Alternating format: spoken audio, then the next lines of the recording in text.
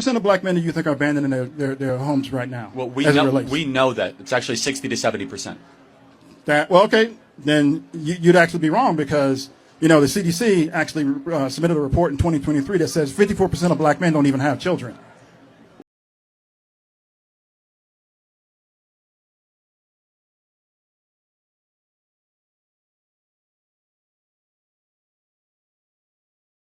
According to census data from 1890 to 1940, a black child was more likely to grow up with married parents than a white child.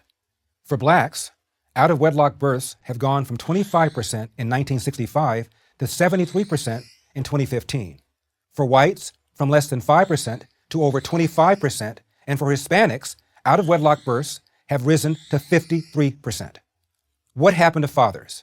The answer is found in a basic law of economics. If you subsidize undesirable behavior, you will get more undesirable behavior. In 1949, the nation's poverty rate was 34%.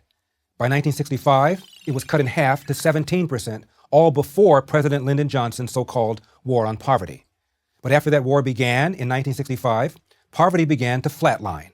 From 1965 until now, the government has spent over $20 trillion to fight poverty.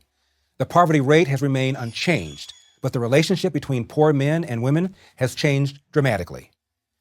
That's because our generous welfare system allows women, in effect, to marry the government. And this makes it all too easy for men to abandon their traditional moral and financial responsibilities. Psychologists call such dependency learned helplessness. How do we know that the welfare state creates disincentives that hurt the very people we're trying to help? They tell us. In 1985, the Los Angeles Times asked both the poor and the non-poor whether poor women often have children to get additional benefits. Most of the non-poor respondents said no. However, 64% of poor respondents said yes.